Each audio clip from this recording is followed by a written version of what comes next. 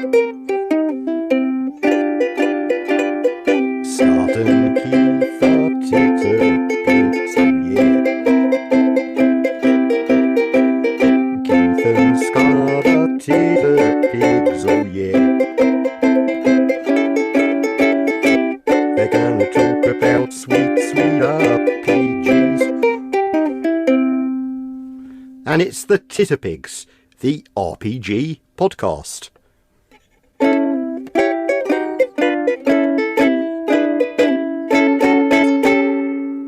Am I getting paid for this one?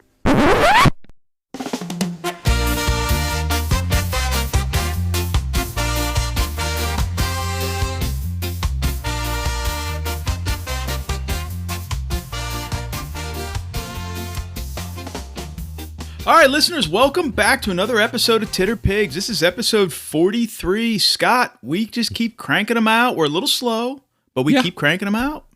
Yeah, I mean, I do feel like we've kind of been dragging about this one. Not really our fault per se. I mean, it's been a mixture of scheduling issues. You and I both have had a very busy personal life this past month or so since we spoke with Brendan. But, you know, we still soldier on. And we are here to, you know, present to you another fine episode and another fine interview. I know. But before that,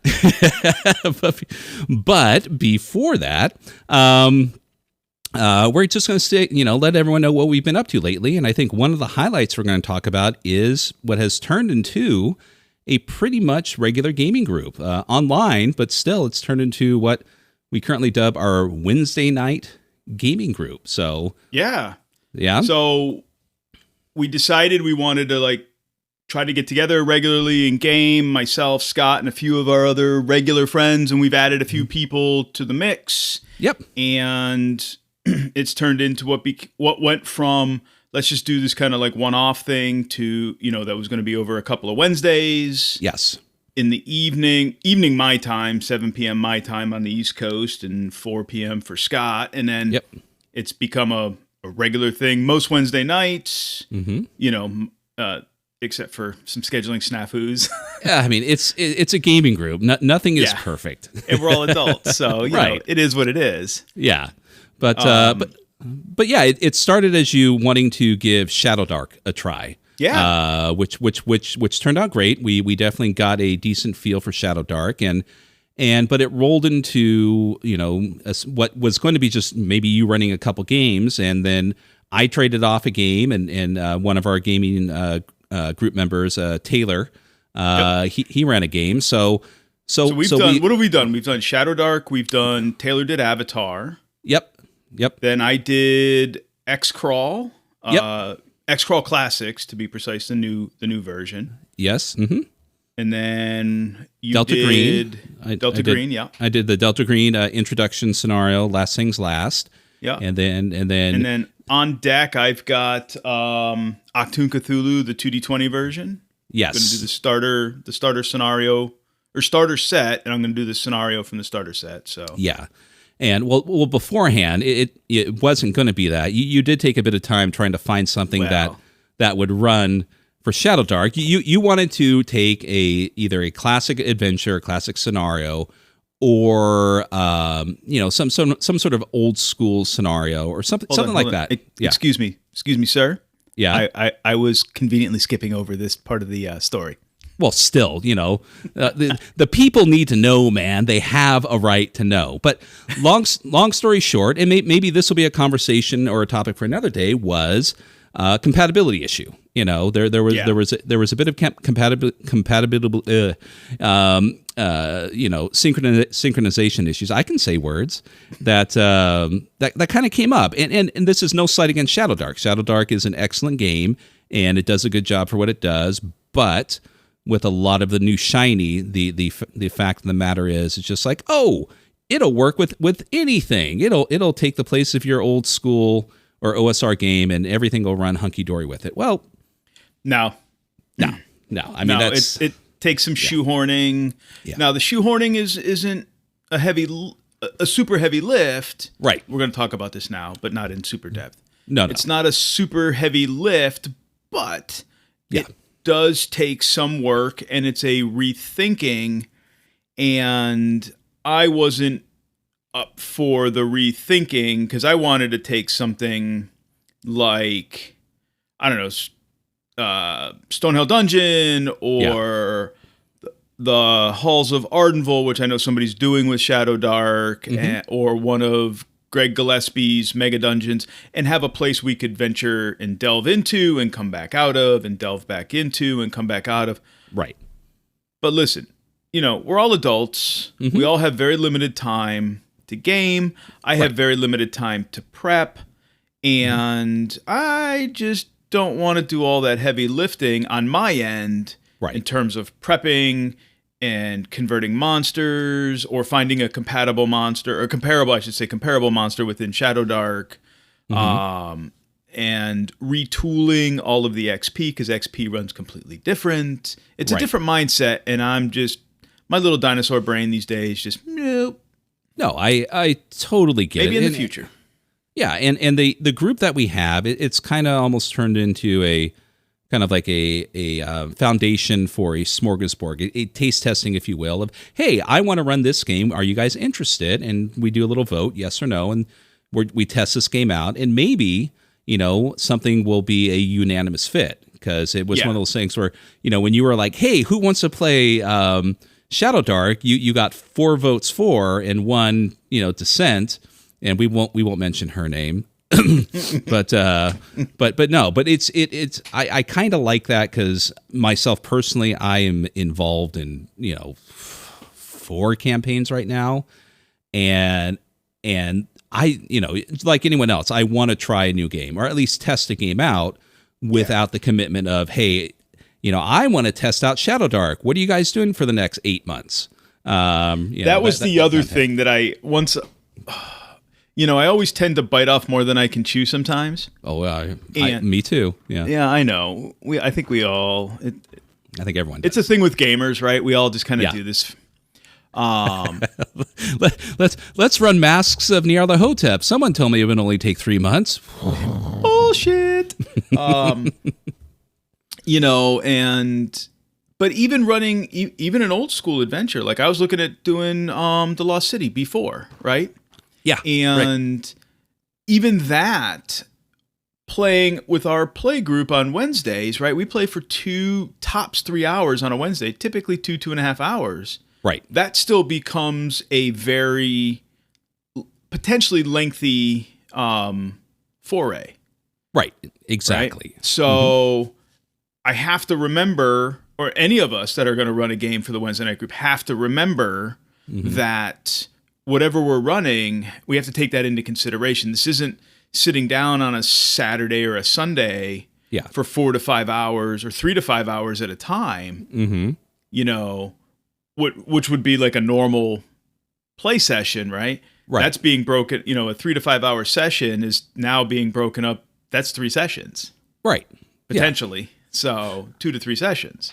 But I mean, it does. What I like about it is it does give us an opportunity to test out games, and it also gives us an opportunity for more you, but likewise myself, since I took a little dive into doing my first review of going over that particular hump of hey, I'm going to talk about a game and review it, but guess what? I've also played it, so and so it's nice, and it does seem to be.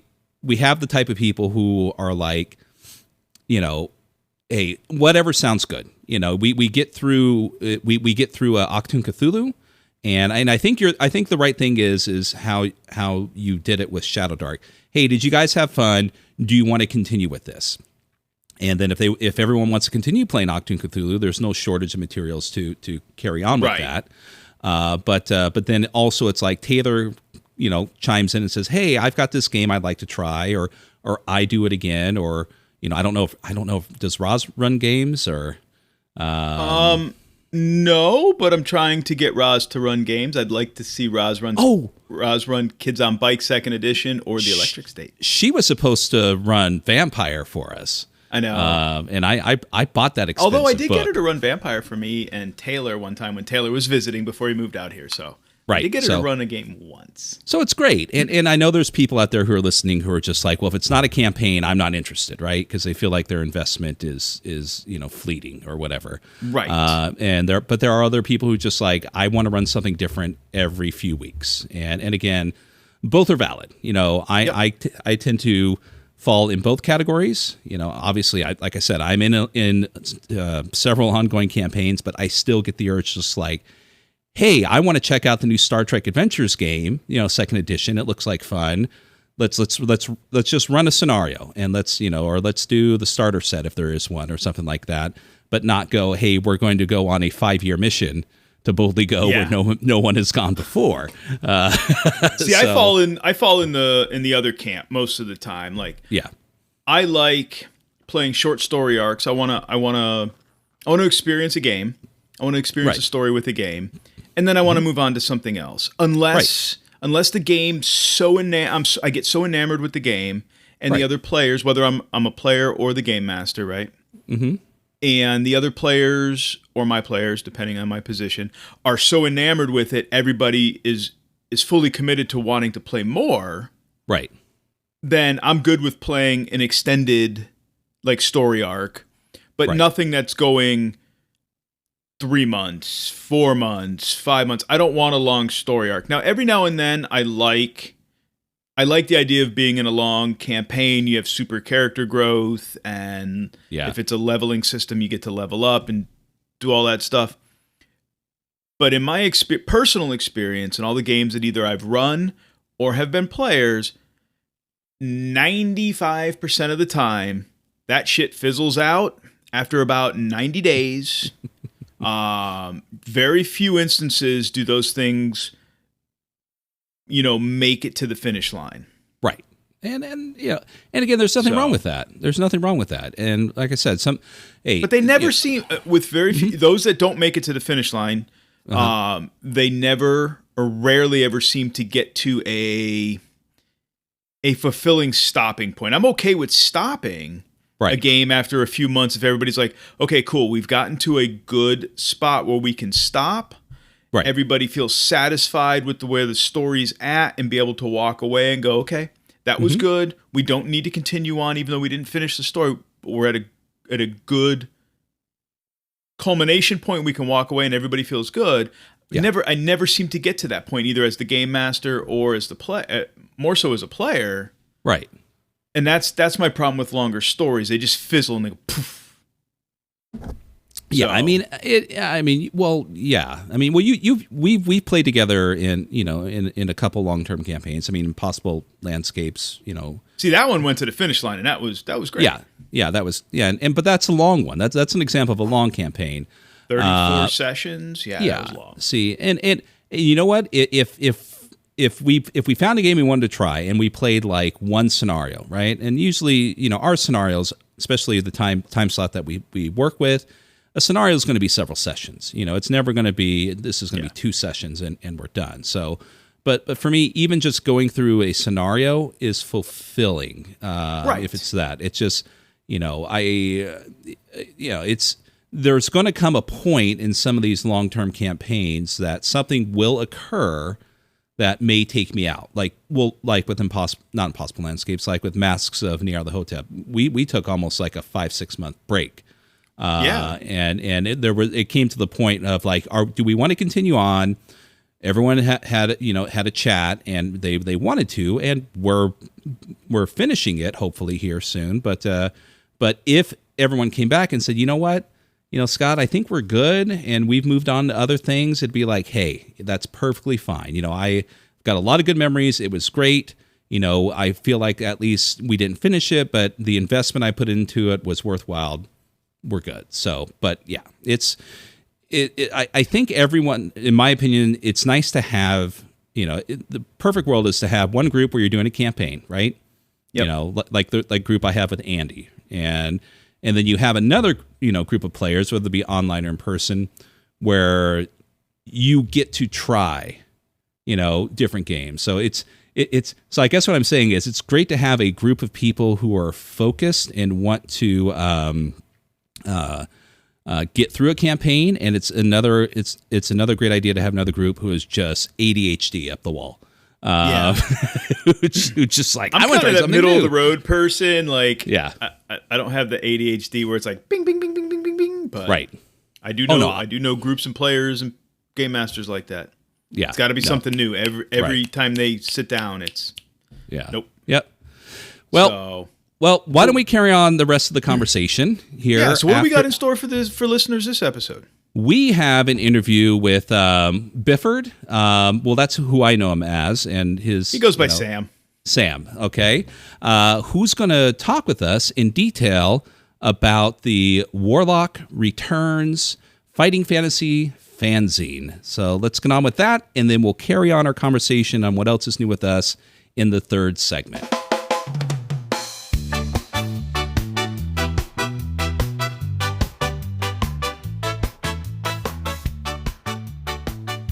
Hey listeners, we're back with this segment, and with us tonight in the studio we have Sam Byford. Sam, did I get it right? You did. Fantastic. All right, Sam is the editor-in-chief of the Warlock Returns magazine and the Accessibles Quarterly magazine, so we have asked him to come on to the show and enlighten us on these two awesome things. But first, Scott? Yeah. What is your one question you ask every guest? Which goes first on a biscuit, butter, or cream? I don't know. No. So what I ask... Definitely the cream and the jam on a scone. There you go. You've heard it here first. Thank you. Good night, everyone. And we're done. Cut. No, what I like to ask everyone, if they're okay with it, is, whenever we have someone new that we interview and talk to, is your introduction. Everyone has a bit of a origin story in regards to gaming, and even though they may have told it a dozen times, there's always someone who hasn't heard it, and it's not always. Sometimes it's not always interesting, but it is still enlightening to hear people's tales on how they got involved in role-playing games and gaming, especially on the other side of the pond, where, believe it or not, America, not everyone's first game was Dungeons and Dragons. So Sam, why don't you tell us a little bit of yourself and your backstory in regards to games? Well, I've always loved computer games, so that was really my first. I didn't even know they were RPGs back then, but platform was like Dizzy and Bubble Bobble on the Amstrad and Amigas, which are over here. Yeah, were kind of my first intro. Book-wise, Asterix. As a choose your own adventure game book, came with its own dice and lots of other little bits. You piqued Scott's interest now. They make those? You can, and there's two others up there, and then there's also some big versions as well, which they're all Asterix. Oh my! I've got some looking to do after this episode's over. So bizarrely, I didn't even realise that was a tabletop role-playing game until about 2 years ago. Really? Yeah, I'll come back to that. So, okay. As a kid, I had that, but it was the only book. It was the only game book in my shelf. Mm-hmm. And then I actually came into tabletop role-playing game quite late. When I bought my first flat back in 2000, just after finishing uni, I was interested in historical reenactments. Walked downstairs from my flat down to go get some food from the co-op underneath, and there were a bunch of guys standing outside in what I thought was historical reenactment gear. I said to them, "Is there a reenactment going on at the fort that's about half a mile down the road?" And they said, "No, actually, we're here for our weekly tabletop role-playing game." And they invited me along. And, well, this is the bit that will blow your mind. It turns out that 99.9% of the time they're in casuals. They wouldn't be in costume. But this one particular evening, they all decided to get dressed up in their LARP gear, live action role plays, for those not in the know. And they were in their costumes just for the hell of it. Right. So that got me started in tabletop games. Pretty much every type of game that you can imagine they played. And that really kick-started me into both LARP and tabletop role-playing games. And then I fell into bed with Arian Games and Graham Botsley via some of his Kickstarters, where I bought some of his game books, namely Maelstrom Doomsday, and went back to him with a number of things that needed changing, spelling mistakes, ways he could make the book better. He invited me to do some proofreading. I initially did that for free for a few years. And then we sort of expanded that, and I did some fighting fantasy books for him as well, advanced fighting fantasy, and that progressed. Joined the forums for advanced fighting fantasy, and one of the discussions came up of, we should start a new magazine, because Fighting Fantasine, which is the first fanzine for fighting fantasy and advanced fighting fantasy, had by that point fallen by the wayside. They've now started up again and released a new issue, but at the time there was a big gap in the market, so they all said, why don't we get together, make a new magazine? For whatever reason, I said, I can edit that for you. Well, yes. So I'd done proofreading and a bit of sub-editing before for Arian Games and a couple of other independents, but this was a big jump. So, yeah, issue 1, issue 2, they're a bit raw, but it sort of progressed, and I've got into a flow now. We're on issue 12, and I think it's doing okay. Right. And then I've helped with the Accessible Gaming Quarterly magazine to proofread that since about their issue 3. So they're on their 4th year, although that's fallen behind because actually that's last year's. But unfortunately, their editor Todd has had some real life issues, as we all do, and he hasn't been able to do it. So I've stepped up and said, look, let me take over. Because people have paid good money for the Kickstarter to get this out, and Jacob, who's the gentleman that runs it properly, doesn't like letting people down. So I've said, look, let me come on, let me edit it. Get something out there, even if it's not up to Todd's usual standards. We'll get something out there, even if it's just a basic text file that people can read. Gotcha. So that's in progress. Just waiting for some more documents from Jacob to come over, and then I can throw the content in and get that out there. Accessible gaming is for people, not necessarily blind people, but that's certainly a large spectrum of it. How do they play tabletop role-playing games? Well, there's lots of ways they can do it, depending on the level of their sight loss and their other, not able-bodied abilities. So the magazine delves into that, how to play, facilitate, design, and publish if you're not got the same sight that everyone else does. Right. So okay, well, while we're on that subject, we'll come back to the the Warlock Returns, but while the accessible quarterlies like fresh on the table, since I know Jacob, I've interacted with Jacob for a number of years, probably going on 10 years now, and I've actually done some freelance work for Jacob in the past. Excuse me. So with that fanzine, or I shouldn't even call it a fanzine, it's a zine, it's magazine, it's a proper magazine in its own right.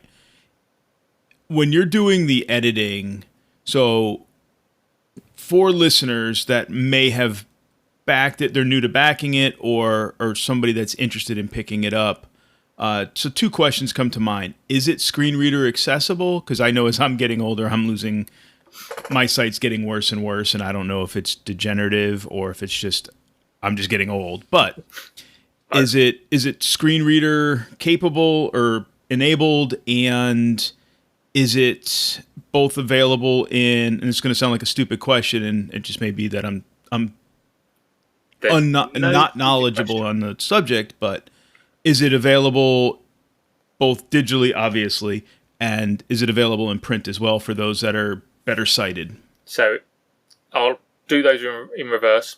It's available in print and also digital, PDF, EPUB, and Mobi. Okay. So it covers the gamut with that. It has what's called vision layers, which basically means it's got a black and white layer as well as a colour layer, so that if people have for example, I'm very slightly red-green colourblind. I see green better than I do red, which I think is the most common, but a lot of people suffer different colour issues. So for those people, black and white makes life easier. So there's a black and white layer as well as the colour. You can also turn off the background, so it's just the text. So that's the main thing with that. So as far as I'm aware, yes, it's screen readable. I've not delved into that myself. It's something that I've been wanting to, but I need someone to help guide me on that. So I'm going to keep it simple, send it to Jacob, see what he says it needs, and then make any adjustments accordingly. Gotcha. I didn't know where you were in that process, if you were ensuring that it was like screen readable or if you were doing the layers. Because I do recall the last Kickstarter that I knew about the layering ability. I've always worked with layers anyway. As a professional photographer for 15 years, layers was built into me when I was creating photographs. So for me, I mean, if you look at the Warlock Returns, for example, you've got the background layer, you've got an image layer, you've got a text layer, and then you've got a text over image layer, and then the covers are on their own layer as well. So you can literally if you wanted to print the magazine out yourself, you could turn the covers off, and you could turn all the images off inside, and you can just have the text. I've always worked like that, just because I know how printer-hungry images can be. Well, that's also a big deal when it comes to accessibility and role-playing game books and whatnot. As myself, I have similar color blindness like you, but also somewhat dyslexic. So a lot of the materials, in order to reinforce when I read something, is audiobooks, which are very helpful. But if you put a screen reader on something, let's just say, I don't know, a Delta Green book, good luck. Because the screen reader is just going to go absolutely crazy with trying to find a position point. And if you have the ability, to turn off the different layers within some of these PDFs, it makes it that much easier. Now, of course, it depends on the layout, as I'm sure you're aware and others are aware. But still, in something that's predominantly designed for those who have accessibility issues in regards to sight and reading, having that is critical if you're not just producing something that's straight black and white. But having the ability to do that, any modern day screen reader today would be able to read that in a wonderful British voice too, unlike the good old days of what was it, Dragon Reader or something like that, where it sounded like your ColecoVision was reading you a nighttime story. But no, that is fantastic, and it's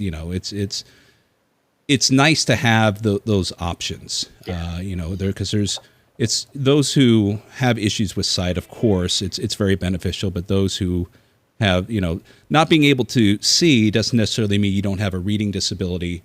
And it is helpful having these ways to help reinforce what you're reading and make it easier, because that red on black background that is very dominant these days in a lot of the books is horrible for those of us who have color blindness, and there's been issues. Bright yellow. Yeah. I'm not even color. I have no color blindness, but like black on red kills me. Yeah, it's glaring. Well, and I have to take pictures of it because the picture, for some whatever reason, takes a true image, whereas your eyes, in real time, don't diffuse the colors properly or whatever. So, because I can't read this, because if I send a picture out to the internet and say this is horrible, it looks just fine. But trying to tell someone who doesn't have color blindness that I know it's the artistic integrity is fantastic, but your horror space RPG with red on black background, I can't play it unless it's in digital format or something. So yeah, Apple Gaming Quarterly is deliberately done as one column, and then headings. Heading 1, heading 2, and it's simple. Right. I don't think if you put the Warlock Returns through a screen reader, I'm pretty certain it would get very confused, because that's dual column and there's box outs and things. So it's one of those things I would love to get better at, and I'm hoping that designing, taking over the editing on Accessible Gaming will help with that. Mm-hmm. But in the end, it might just come down to I just need to redo the Warlock as a plain text file at some point and just release that. I don't know, but it's something that I'm sorry. So I was just saying I'm aiming towards it. Right. Or an interesting format, which is, I'm not sure if you're aware of it, is, so Arc Dream, their Last Things Last, and their Need to Know, their starter set for Delta Green, has its own Audible, read by a narrator book, available on Audible and other areas. Are you volunteering? I mean, you sure you want me to read in a British accent? Because I want to keep it true to.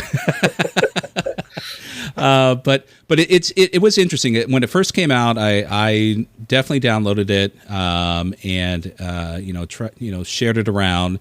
And it's interesting the way they do it. Of course, it's not done by a screen reader. It's done by a narrator who does it in different formats. And again, going back to the Delta Green thing is, having someone physically reading it and discerning between the different box areas and the text add-ons and whatnot.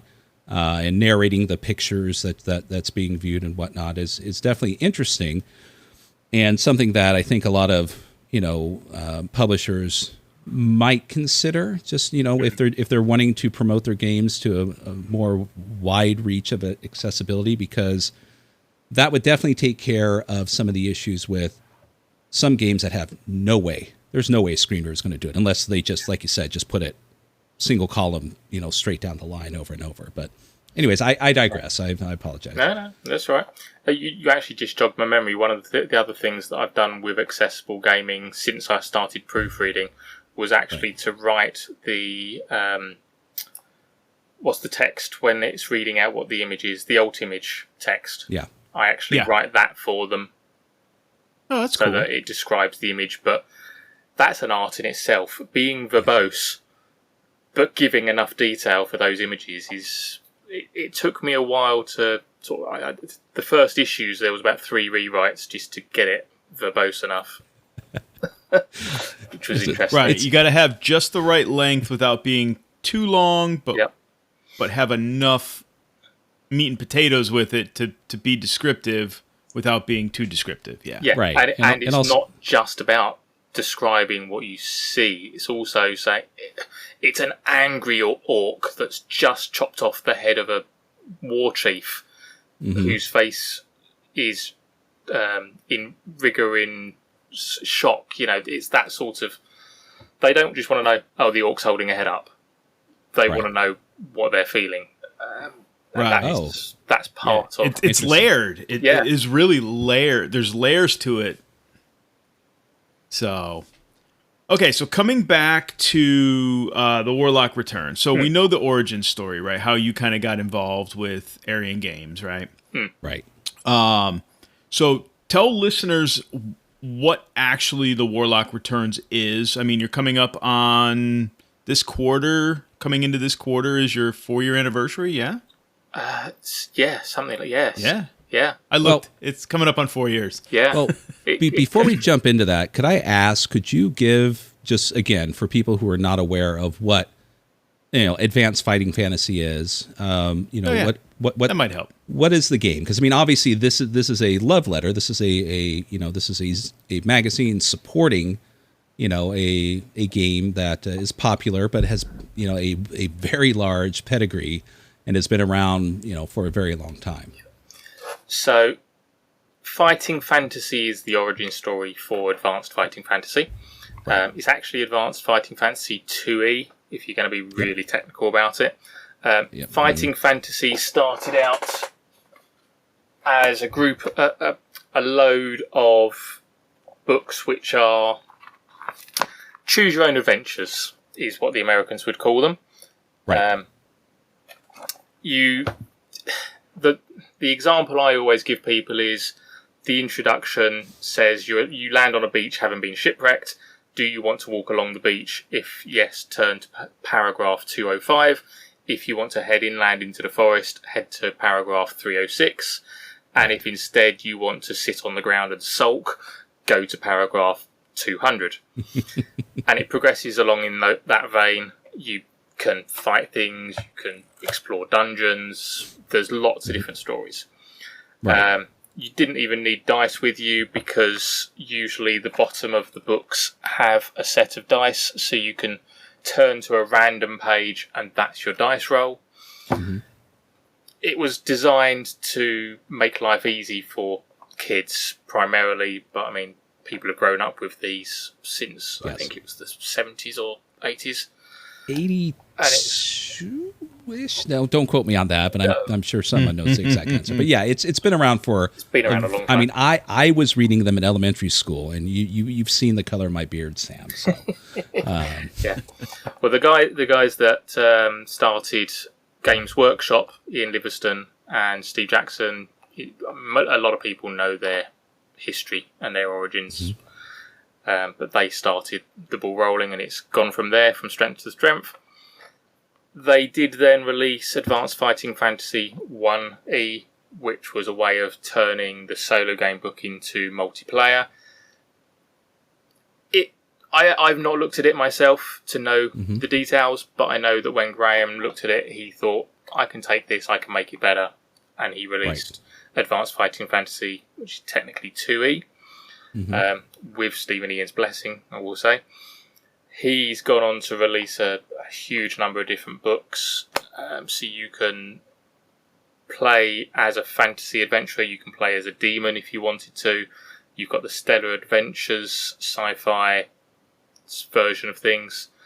Right. And that allows you to do the typical tabletop role-playing game of one person runs the game, other people play their characters. Right. Mechanic-wise, it's a really simple 2d6 system, and your stats are skill, stamina, and luck. And if you have it, magic, and then magic points. As with any game, you can add layers onto that. One of the things the Warlock Returns has done is jump into bed with Scriptarium, who are a French book and magazine distributor. They've done a lot of different things for Fighting Fantasy and Advanced Fighting Fantasy. They've added in extra things. I can't think off the top of my head what ones they are, but there's other skills in there as well. And with a gentleman called Julian's help, I've taken their work, or some of their work, which he's transcribed into English, and then I've proofread and corrected a few things and made it readable, and then released that into the Warlock Returns. Okay. And it's a nice, simple system. It doesn't take a lot to run. It doesn't take a lot to play. It's what I would classify as a proper role-play game. It's more focused on the role-play than it is on the mechanics. They're just there to support things. Right. True. Just a couple allocates I'll throw at you, then we'll get to the zine. Is, for those who aren't aware, a lot of the modern, you would kind of peg them as rules light or rules lightish. Their foundations are very well based in fighting fantasy. Utilizing their simplified ability mechanics, the rolling system, and just about any one of them. If you're familiar with, I'd say if you go in reverse, if you opened up, Advanced Fighting Fantasy, the core rulebook, and looked at the opening pages and mechanics, you would go, oh, this works just like A, B, or C. And then if you look in some of them, you will see that a lot of the ones, especially if they're coming from, the European countries, is that they peg, fighting fantasy or advanced fighting fantasy as their inspiration or their foundation for creating their own simplified gaming mechanics. So it definitely a lot of people stand on the shoulders of fighting fantasy, whether they either admit it or it shows through their game design. So like I said, there's a large pedigree involved in this system, and there's especially in this day and age where people are getting a little bit tired of the WotC shenanigans and whatnot. And they're like, what's an alternative for us to go out and play, fantasy role playing with, but we don't want to really have to deal with learning a brand new system. Advanced Fighting Fantasy is one of those where I can go check this out. Don't let the 200 and some odd pages, worry you or whatever. The system itself is only a couple pages long, and character creation is a piece of cake. Yep. Right. And then you're off into the races, within a few moments and having a good time. So I don't know if this will be viewable on the stream. Mm-hmm. But that's the character sheet. And I'll throw a picture on our socials for those who are just listening to the audio. But yeah, it's one page, super easy, clear, simple, defined. It's elegant. Mm-hmm. I mean, that's the best way to sum it up. It's elegant. Right. But not that the dozens and dozens of books are enough to support it. There's also a magazine. So if you want to, we can. So yeah, so let's get back to the magazine, The Warlock Returns. What can readers expect in each issue? I mean, I know every issue's different, but with coming up on 4 years now, 12 issues. What are readers getting in the issues? Every single issue has Andrew Wright's Denizens of the Pit, which delves into creatures, not necessarily just the demons from the pit, but for example, issue 12 has the Bounty of the Sea, so that goes into crab folk, sky mantra, torpedo rays, manta rays, giant crayfish. So every issue he expands on a theme and gives you stats and talks to you about the history of those creatures. We've just recently started with a new comic strip called Orc Mage, which is based on a female orc magician. That's just an example of what it looks like. So that's done by John Capsalis for the images and Andrew Wright for the text. And what else have we got? I tried to get 2 different director articles in each issue with ideas for people to throw into the game.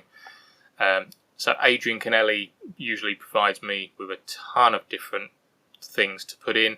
So, for example, issue 12 again has notes that could be found in Arian. So, just to read one out as an example, Becca, you've got to take a look at Benji's menagerie next time you're in Arian. He's got a whole lot of beasts and animals imprisoned in cages. You need to see it for yourself. I'm sure you'll know what to do. Justice. So, things that you can throw at your players and they can decide if they want to use them or not. But it could also be rumours and events that are happening in different parts of Arian or Port Black Sand. Okay. Yep. And then really, it depends what I want to throw at the page. So this issue has halfling heroes, so how to use halflings as one of the playable races. And then it also goes into occupations for your characters, so just to help flesh out the backstory of your characters, just to help you, say, oh, he used to be a blacksmith, but now he's an adventurer, and give you some clues as to what your character was before and what they might bring to your character now. We have Garius doing a fan letter page every issue. Up until a couple of issues ago, we were doing his comic strip as well. But Sean Garrier, the gentleman that does those, has had real life happen to him, so we've just taken it down to his fan letters. Yep. If people want to send real letters in, by the way, I would love to have them, and I will happily print them. Oh, excellent. Yeah. All right, listeners, you heard Sam. Yes. Send him some letters. Letters, and again, I know there's a large fan base for fighting fantasy. I mean, I've seen the fan groups on Facebook. I signed up for one, and the unfortunate thing is I think that a lot of it is still UK, Europe. I don't know how many people know of the actual role playing game, although certain people do, but most people know of the American version of the game books. They don't really realize that, oh wow, there's a whole role playing game for it. But the one thing I want to point out within the zine is, at least in this one that you were showing us, is in the Orc Mage comic book, you have game mechanics attached to it. Is that true? That's right. Yep. And is that with every comic issue? Because that's a cool thing. I think that's neat to kind of have this. The comic book to support the RPG that you're in, like a lot of the old RPG magazines did back in the day, but you really didn't get any, gameable stuff with it too. So, for example, the strip that I showed you a minute ago tells you that Goov, who is the tree hopper familiar for the Orc Mage, has a skill of 3 and a stamina of 2. Right. So it gives you an idea of how she's going to battle things. And the fact that he has a sleep spell as well. So, yes. Very cool. We recently, a gentleman called Mark Dowson has come on board with fighting fantasy solo games that people can play. So it's usually about the 80 paragraph mark. So they're short little. You can do them in 20 minutes. Okay. But a little solo game that someone can play through themselves, and that's fantastic because I've always wanted to have more fighting fantasy content, because I know it is very much weighted towards advanced fighting fantasy, so it's brilliant to have that in there. So his contribution is the homage back to the original game. Yes, yeah, nice. And each of those are new adventures that he's making up and he's learning as he goes along. Everyone gets better. Okay. He's great at taking on my editorial advice about things as well. So because I have to go through and editors. Things. Ew. Yeah, I know. Don't hate us. Don't hate us. And then towards the end of each magazine, we have 2 things. We've got a letters from Arian, which is from Graham Bottley. So he's writing about what he's doing with his company at that time and what's coming up. Okay. And then I have a rather large adventure split into different segments. So we're on to our second large adventure, which is to do with a place called Eric's, which is kind of one of the moons of Titan. And I won't spoil anything, but go read it. It's a good game to play. Okay. Excellent. So with that, that's obviously issue 12, but readers getting back catalog stuff, they can expect similar content going back to earlier. Yeah. Every issue has some articles for the director to add into their games or new races. Right, okay. One issue we talked about new weapon, how to take real day weapons and turn them into game weapons. Nice. By working out their stats and things. So okay. Yeah. Pretty much anything any of my guys write for me, I'll try and get in there at some point. So what is the publishing schedule for it? Because you are on issue 12, and it's been around since 2020. In the ideal world, quarterly. Right. So four a year. Right. Real life happens. Mainly moving house has kiboshed that somewhat. So I try for at least three a year. It might be 2 a year, but I aim for 4.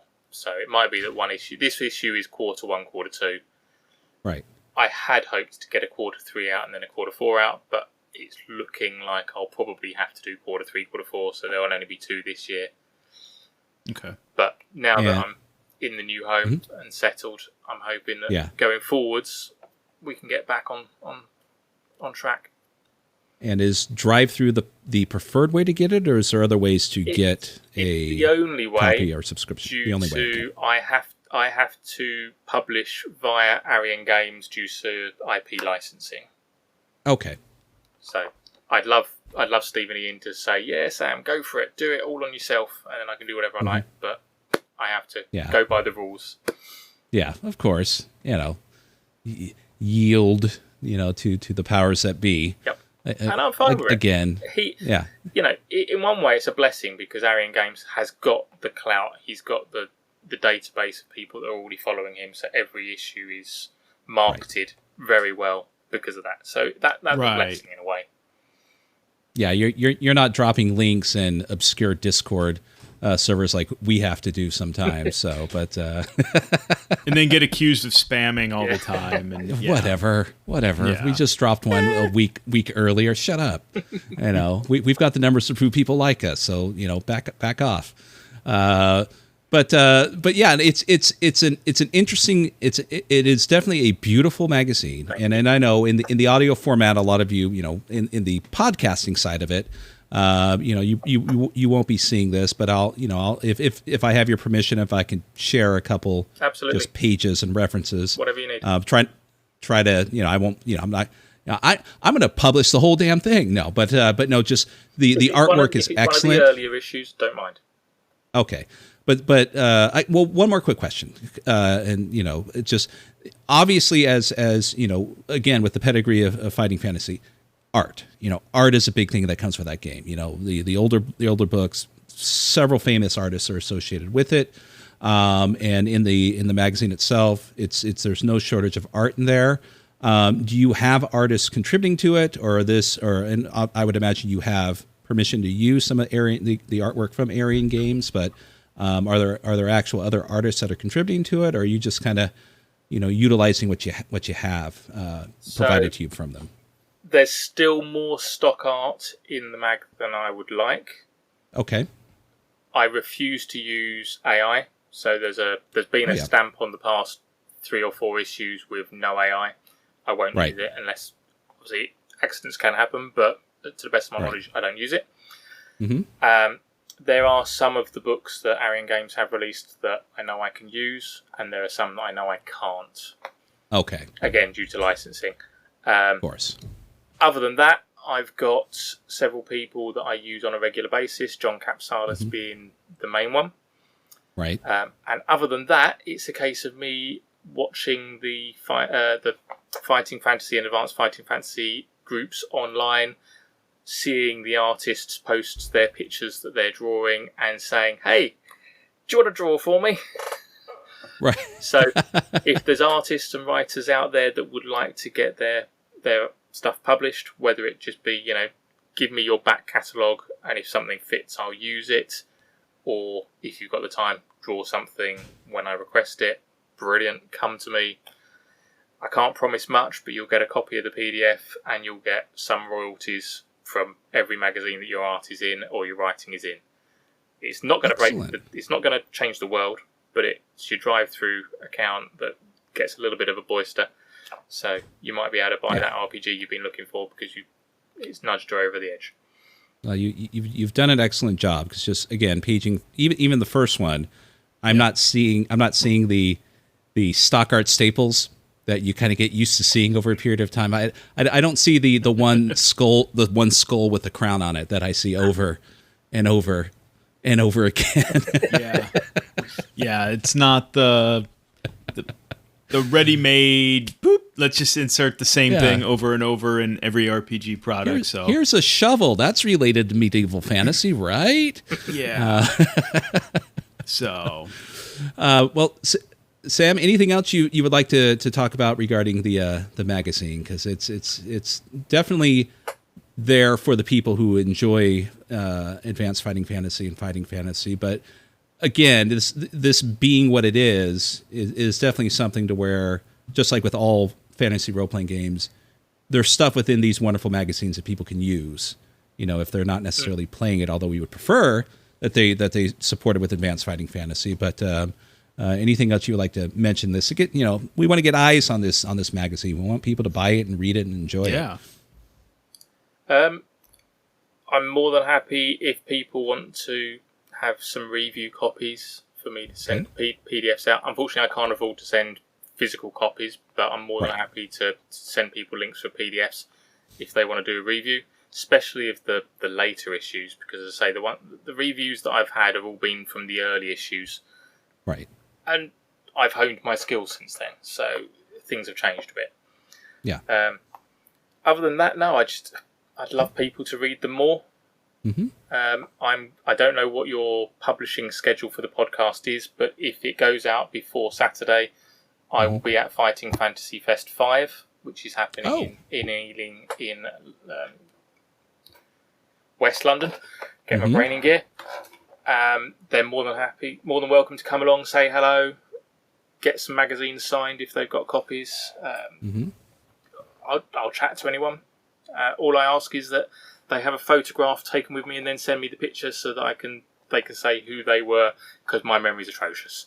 Oh God, yes. No, wait. Then don't do podcasting, because you'll get those emails of like, in episode 2 from 3 years ago. Remember when you said this? What did you mean? You're like, you know what, buddy? Dude, I don't know what I did yesterday, let alone 3 years ago. Well, exactly. I tell my bosses at work, if it happened last week, you're going to need to remind me. Yeah. Fact.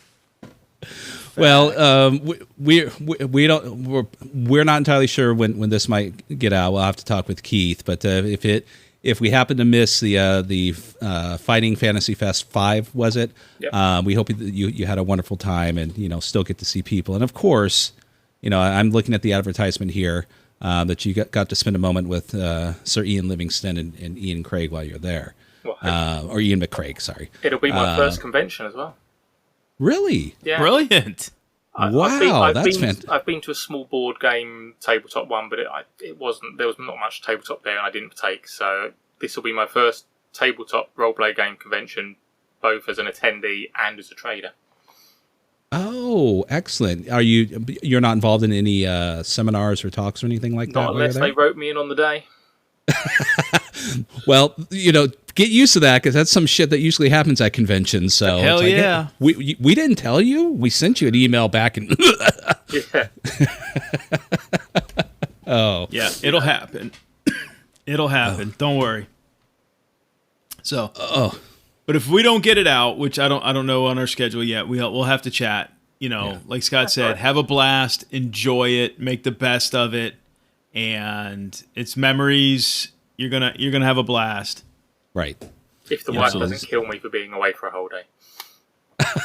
Nah, just enjoy it, man. Just enjoy it. We'll tell her you were doing part 2 of the podcast or something. Yeah. You were busy. Just tell her you were long-term recording. It's all good. Right. We'll cover for you. Well, listeners, we'll definitely have all the information, the links in the description.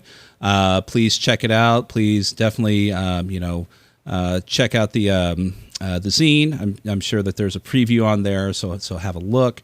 And of course, if you get a moment, definitely check out Advanced Fighting Fantasy, which you can find on Drive-Thru also, and in both digital and physical content.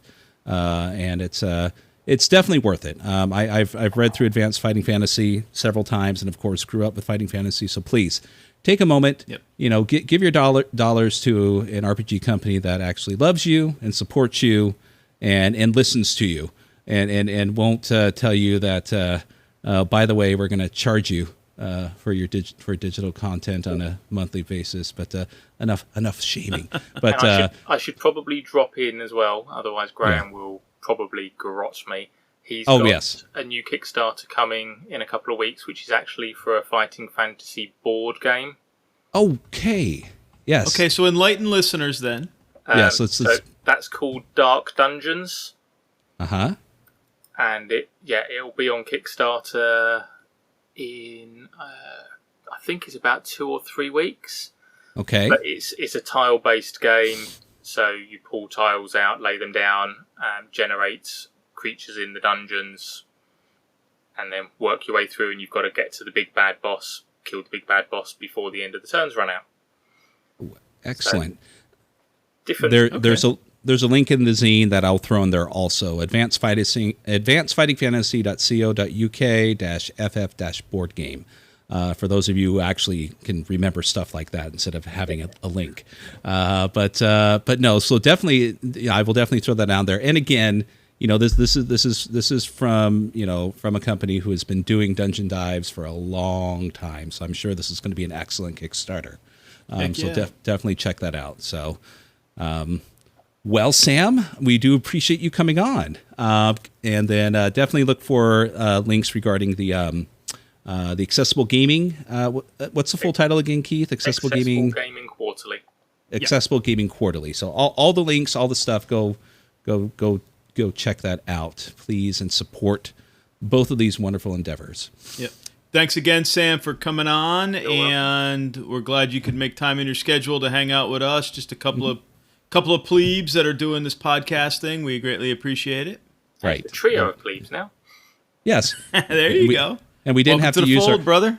And we didn't have to use our British accents either. So You're lucky. You're lucky. Wow. Even better, I didn't have to use my American one. Thank you. All right. All right, listeners, let's roll into the next segment. All right.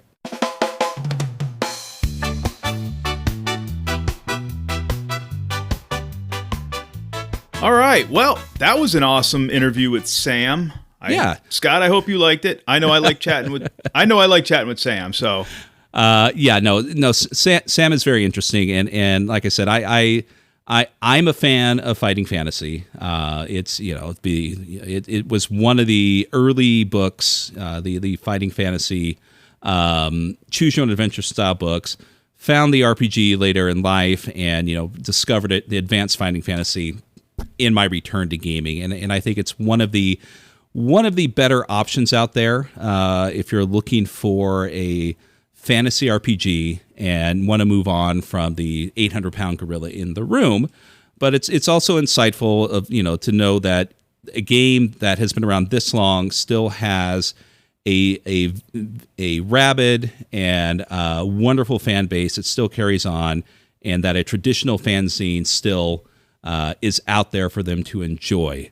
Even though, it's not like it used to be. It doesn't come out every month, but when it comes out, it's always chock full of wonderful goodness to help you with the game that you love so much. So for the record, I do want to say the Warlock Returns is what I, in my little dinosaur brain, think of as an actual zine, right? It's a thing that supplements a game. I know we've had this conversation in the past in other episodes, right? What is a zine? Is it this artsy fartsy thing out there in the ether? It's a new game. Let's put it in a little digest sized thing and call it a zine. Okay. Right. No, this is what I think of when I think of a zine, right?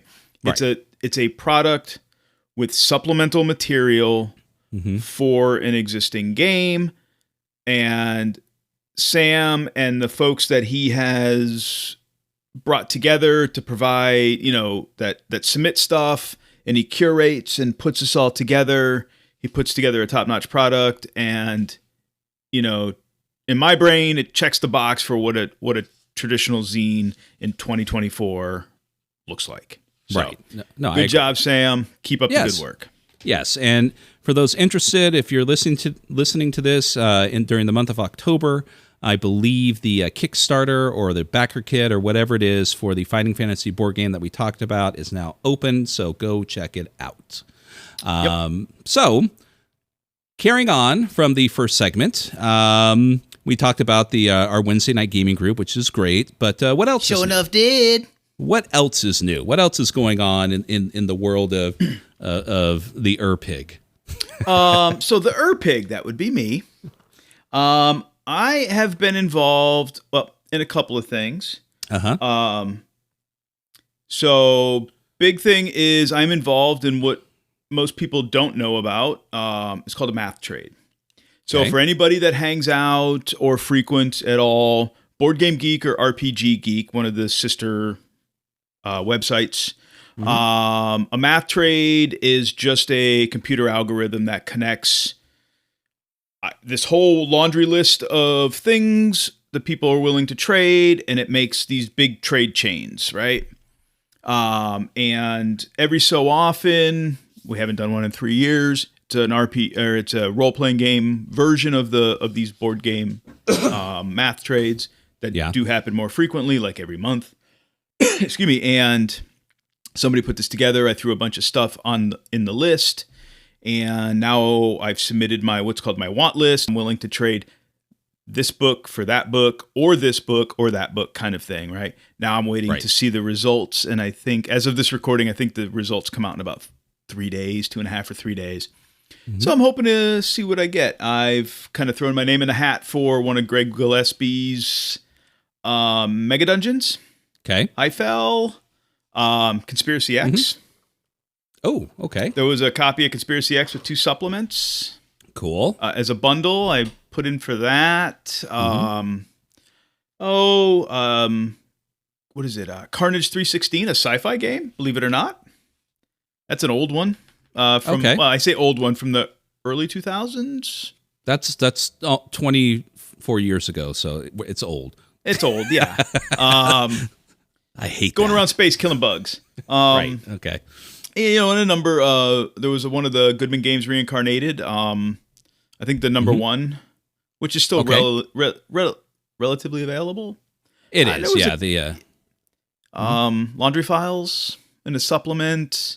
Okay. So there was a couple of things that I was interested in, and I put up some things that I said I'd be willing to trade any one of these things for that one thing, and any one of these things for that one thing. And that's kind of how it works. And then the computer algorithm makes all of the trade connections, and then I ship whenever the results are published. I ship, if I make any trades, I ship my thing to the person, and then that's getting my book, and somebody sends me the thing that I get, and that's how it all works. But it sounds all complicated, but needless to say, they're fun. It's not all that complicated. And if anybody wants to get involved in one in the future, just hit me up. I can help you out.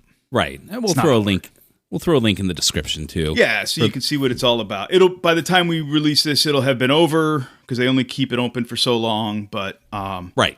The RPG ones are like rare as hen's teeth, because there's the board game ones are every month. The RPG ones, not so much, because they don't get as much interest and as many people participating. And I can imagine, unlike RPGs, certain board games, the replayability. Yeah, it's just, I'm not saying that you can't replay it, but over a certain amount of time, someone may just go, I played this enough. Let's see if I can exchange it for something else. There's probably a bigger amount of people doing that than, I want to let go of this, rare copy of Reichstar for something else, or whatever the case may be. Yeah. So, but no, that's interesting. And yeah, you walked me through the whole process. It looked great. Unfortunately, I didn't have any time to sit down and kind of do the whole, what do I have to do it? But there's always the holiday, the coming up here in a few months. So I'm glad you mentioned that. This is another shout out to Sam. Sam actually runs that.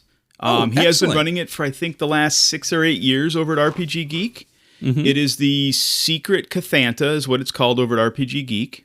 Yep. And it's basically a site-wide, for obviously those that want to participate, Secret Santa. Yes. It's an international Secret Santa, and basically the commitment is about a $40 to $50 commitment, because you could get somebody. One year I had somebody that was in Israel, was my target. Right. My giftee. I found a game store selling RPGs in Israel, and I ordered from inside of Israel and had them shipped directly to the member to save from international shipping. Right.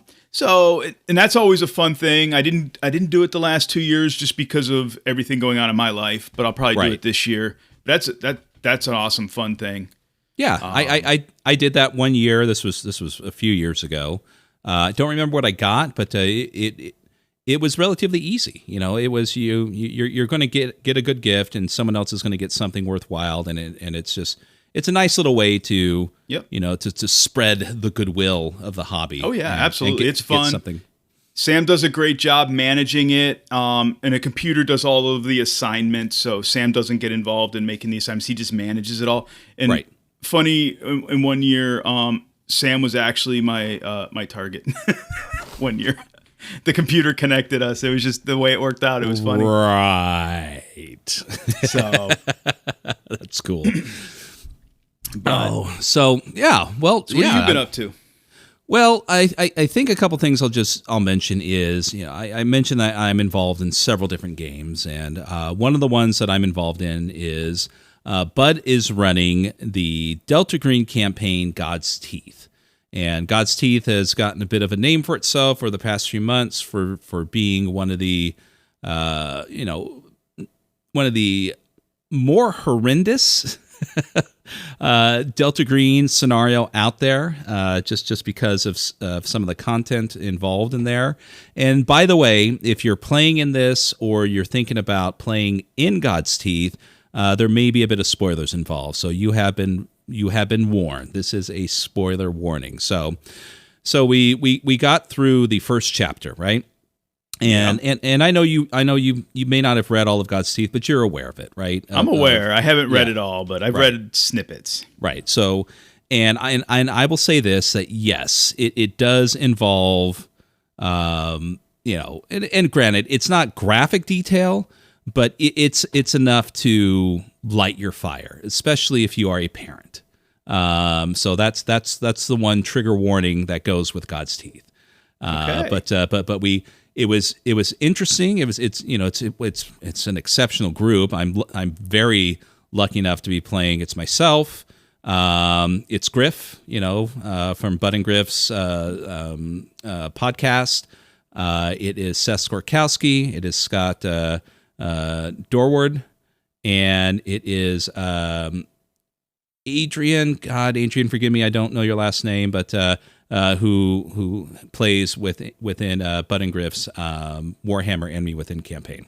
Yep. So a nice mix of people. It's an eclectic group, so it's a lot of fun. But yes, it is kind of nice to get through the first chapter. But as with all things within Delta Green, and Bud giving us the warning, it's only going to get worse as we go along. But one of the highlights I will say is there's and this is pretty much the spoiler warning here. There's a transitional period, which seems to be the case for a lot of Delta Green scenarios, where after you get through the first chapter, several years go by, right?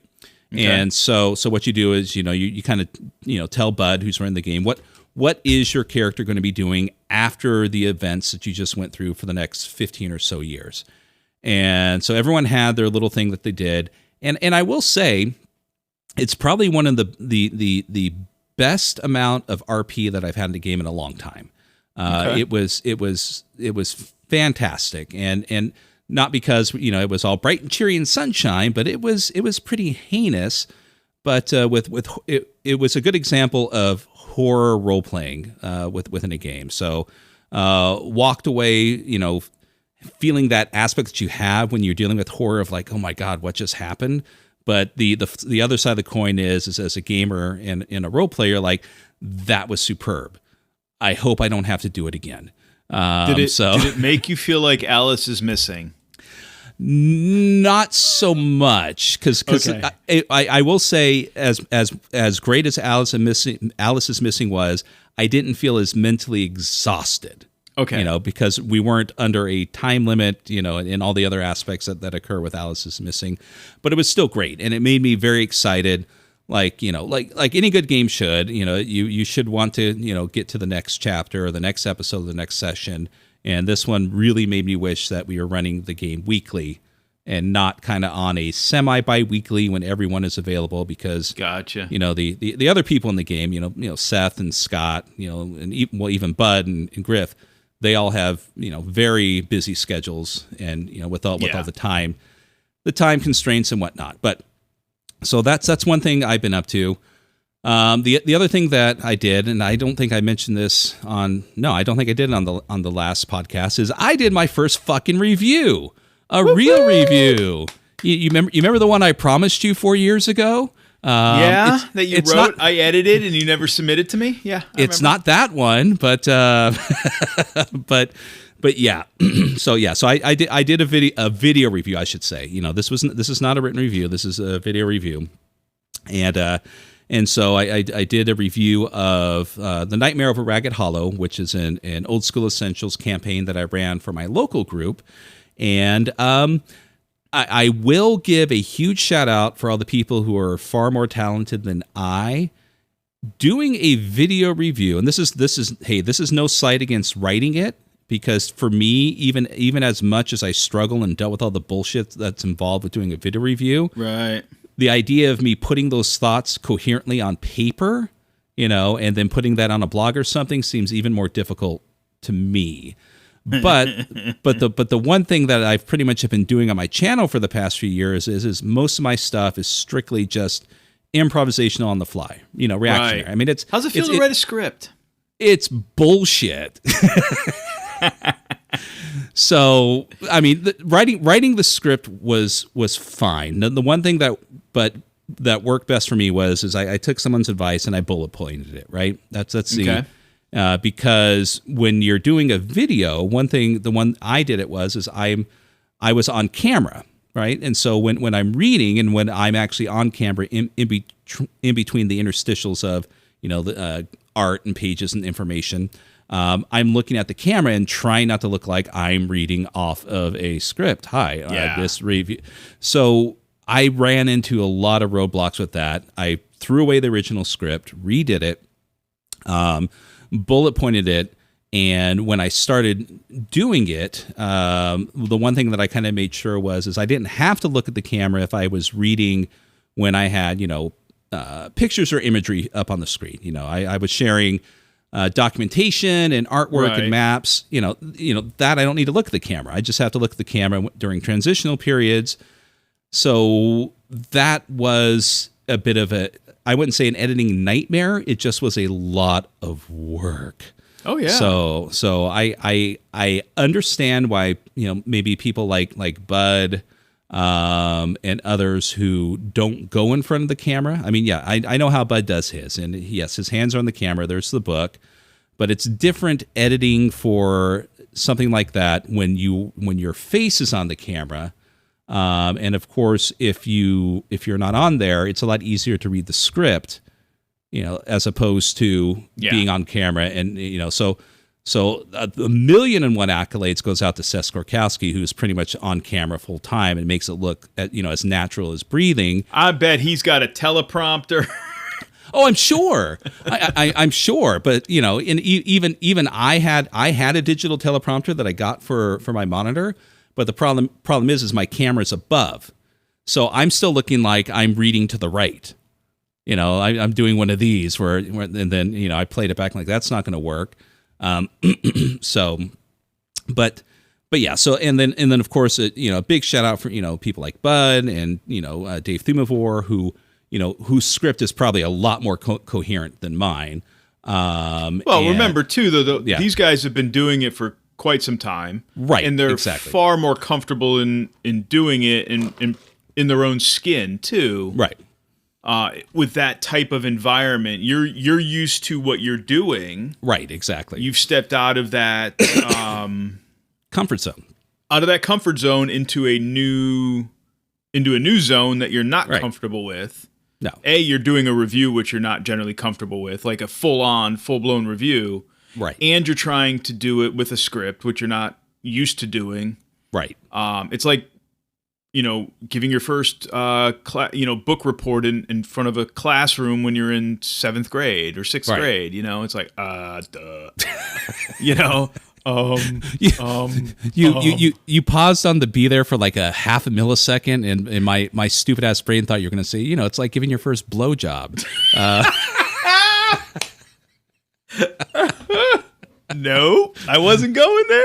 I mean, I don't know, whatever way it describes it. Yes, it's like doing something the first time because you're uninitiated and untrained, but we'll only get better at it as you continue to, Apparently, Scott's gotten better at that last category there. It's just all examples. It's 2024, dude. This is a judgment-free zone. Yeah. So, but it went well. I got some good feedback. I think it turned out okay. But I watched it. I gave you my feedback. I think for your first time, right out of the gate, I think it was a very good, high-end production. It was a good release. Yeah. Great review. Great commentary. I think you found, as far as reviews goes, right? 'Cause Yeah. I think I can speak on reviews. Yes. You were very articulate in what you had to say, the positives, the negatives, what you liked, what you didn't like, why you liked them, why you didn't like them, Yeah. the things that you did and didn't like. Right. I think the overall production value was good. It didn't come across as amateurish, the production values. I think you did a very good job putting it all together. Yeah. You probably spent way more time than you wanted to do on it, but That's true. Yeah. But all in all, I think in the end, it came across as a very well done product. Right. But it also makes it gives me a better understanding of why certain people only do so many reviews online, or writing them out in on a blog or whatever the case may be per month. Because even if you haven't played that game, just the script alone, even if it was just like, this is just going to be for a blog, that would have gone through just as much work. I mean, to be fair, the easiest part of it all was the actual production. The editing of the video, putting in the different bits, the different cut pieces from the book and whatnot. That's easy. That's just gluing in bits and pieces and making sure it's timed with your words and whatnot. But the actual recording of it, I mean, if I pulled up my folder, there's probably easily 24 false starts and several hours of cursing of me going, stumbling over. And hi, this is Scott. I'm here to do my first review of Gagged Hop. Fuck, God damn it! There's a lot of that shit. I bet there is. So, but no, it gives me a big appreciation for people who do actual reviews like that, and it also makes me understand, those who say they do reviews but don't really actually do a review. All they're doing is telling you about a game, as opposed to giving you some insight or, an opinion of it. They're just describing the game to you and then go, that seems like it's fun. See you later. Well, that's the difference between, and I think you've hit the nail on the head on that. That's the difference between somebody who is literally reading a book. Right. And so there's 3 types of reviews out there, right? Right. Somebody who's read a book, right, and played a game, and then is writing based off of those 2 positions, right? Yes. If they've read the book, played the game, and they're able to articulate about the game and then about their experience playing the game. That's one type of review, right? Right. There's the other type of the next type of review is those that have read the book, right, formulated opinions on the material within the book, right, based on years of experience or even their limited experience in gaming, right? Right. But having read and digested the material in the book. Right. Okay. Then you have those that are the lazy reviewers. They're like, cool, here, I'm going to go, oh, okay, cool. Responsibilities. For those that can't see any of this video, if we release video, I'm looking at the Pendragon Core rulebook. Oh, right. Okay, cool. There's a table there. Oh, that art's really cool. Yeah. Oh, there's a table there. Luck benefits. Oh, fuck that. I'm going to skip that section. And they superficially skim a book and go, okay, cool. I'm going to write a review now. Right. This looks like a great book, but I think it's missing. Oh, what's the index say? Oh, the table of contents is this. The index is. Oh, but I think it's missing this, this, and this. But if they were to include that, this would be a much better game. It's a very superficial. And I think that's what gives unintelligent review, and there's a lot of that out there. And I think that's the biggest conceit, in the many conversations we've had here, behind the curtain and with people online, in regards to those people who say you've got to play a game to give a review. Most of the people that I've talked to comes from them getting reviews from that example you just gave. It's not the fully in-depth reviews like you and Pookie give. Nor are they, even if they're video reviews, because there's plenty of video reviews out there who does the same thing, but they're not getting their reviews from people like, Bud or Seth or, Dave Thumavor or other people like that.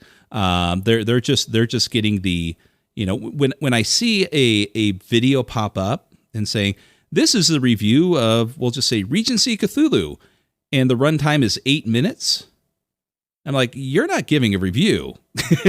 No, you're literally giving you probably skim the book for 10 or 15 minutes. Right. And you're giving a first impression of the book. Right. You're giving us a basic summary and thumbs up or thumbs down. Yeah, that's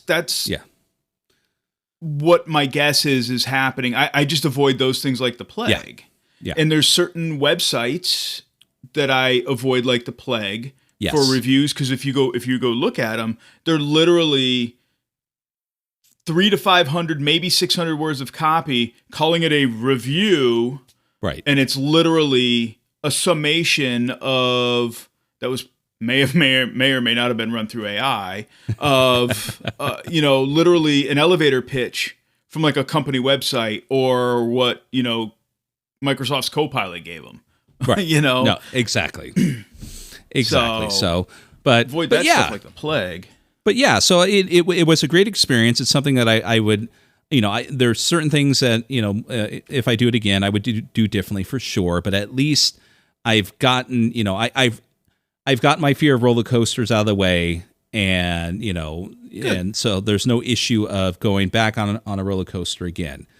So it's one of those things where it felt good to be done, but it's one of those where if I do it again, it would have to be in a position of, okay, now I know how long it's going to take and what it's going to be and how much effort I need to put into it to get it done. So and also, it's got to be something that I want to review.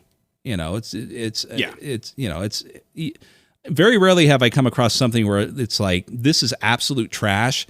I want to spend the next 2.5 weeks editing a fucking video and writing out a script to talk Welcome about to my world. But I'm not doing a script and a right. video. And I've gotten to the point in my world where like we've cut back on what we're doing with rolling boxcars. Right. Because I'm at the point, and the two guys that work with me, we're at the point where we're just reviewing what we want to review. Right. We're generally not taking unsolicited requests for reviews these days. Yes. Because not to say that what we get asked to review is garbage, but it's a lot of times it's not of interest to us. Yeah. And our time is so limited. And to be honest, I'm having too much fun reading books that I'm interested in reading to run on Wednesdays or games to play on Wednesdays. I'd rather spend my time doing that. Exactly. I mean, to be honest, if I feel a game is trash, I'll just post it on Twitter and say, "Hey, everyone, don't bother with this. This is crap." Thumbs down, move on. Yeah. I'm not gonna write out an 8-paragraph summary as to why it's bad. If you want to find out why it's bad, by all means. Hold on, I got one. Yes, I got one. What? Total trash. GURPS. 2 thumbs down. Move on. Oh fuck! We almost got through this episode without lighting a fire. Pat, that one's for you, buddy. Under Pat. Well. Much love, Pat. Much love, buddy. I'll be getting I'm a just pulling strongly your worded leg. comment. Yeah. So, but yeah. So that's. I mean, yeah. We've gone overly long over this, but of course, reviews is something near and dear to both of us. But yeah. So that's kind of what's been new with us. So yep. So do we have anything before we sign off here? Do we have anything coming up soon we can talk about, or just because I know two things come to mind. Okay. For any listeners that might happen to be in the Southeast U.S., I'm going to be at a convention next month in November, Veterans Day weekend. In fact, it's going to be Mythic Con in Charlotte, North Carolina. So if you happen to be a listener or hear this and want to connect, ping me, find me on the socials, or email us. Scott checks our email. He's our secretary. He'll let me know. And then we can have a meetup there. For those that don't know, this used to be the old Mace convention in Charlotte when the former owner passed away untimely. Some convention fans took over ownership and have kept it going, just changed the name, but it's the same great convention it's always been. So kudos to those folks for keeping it alive all these years. So I'll be there Veterans Day weekend. And then I know, Scott, we have we're going to get our near and dear friend Roz back on the show in the near future, talk about some solo gaming stuff. And we are going to, for our patrons, we are going to talk about the next chunk of troubleshooters in the near future. Yep. So I know we're falling behind on that, but if you're not patrons, we're going to get back to you. We promise. We love you. Yes. If you're not a patron, please consider going over to Patreon. Links below in wherever we're posting, over on the socials and over at, what are they calling this now? It's not what? the podcast hosting site we're using. They keep Oh, changing it's the name. Spotify. Spotify. That's it. They keep changing the name. Podcasting for Spotify or Spotify That's for it. podcasting. Whatever. Yeah. Anyways, the link will be there if you'd like to support the show. The link will be there, and you can go over there and become a patron over at Patreon. And we are slowly picking apart and reviewing in segments troubleshooters. So Patreon exclusive stuff over there for that, and then we do release bits and pieces of that to the public. So and just two quick things. So these are plates we've been spinning for a while, so no definite answers when they might be coming out, but hopefully sometime soon we will be getting together our group from the Pendragon campaign, the starter set campaign, to talk about the game and maybe give a roundtable review of the Pendragon starter set.